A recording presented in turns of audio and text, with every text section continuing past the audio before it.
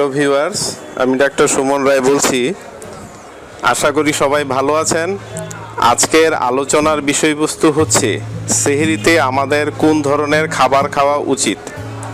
সেহরিতে ভালোভাবে খাবার খেলে দুর্বলতা, মাথা ব্যথা, কোষ্ঠকাঠিন্য ইত্যাদি সমস্যা থেকে আমরা মুক্ত থাকতে পারি।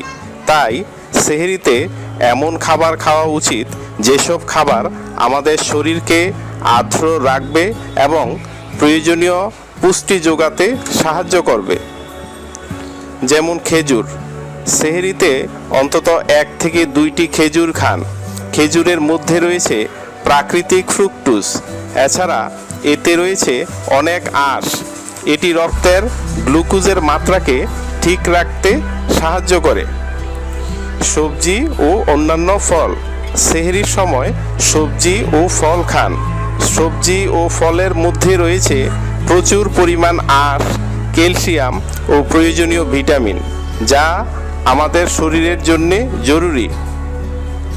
চর্বি ছাড়া মাংস, সেহরিতে মাংস খেতে হলে চর্বি ছাড়া মাংস খান। এক্ষেত্রে মুরগির মাংস খেতে পারেন। এতে শরীরের প্রয়োজনীয় প্রোটিনের চাহিদা অনেকটা পূরণ হবে।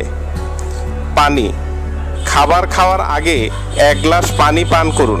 এটি শরীরকে আর্দ্র রাখবে এবং পানির পিপাসা মেটাতে সাহায্য করবে।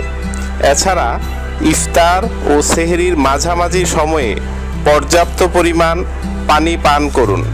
সো ভিউয়ার্স, আপনারা যদি এই উপরোক্ত নিয়মগুলি মেনে চলেন তাহলে আশা করি রোজা রাখার কষ্ট অনেকটা লাঘব হবে। আর ভিডিওটা যদি ভালো লাগে তাহলে অবশ্যই লাইক, কমেন্ট এবং সাবস্ক্রাইব করবেন।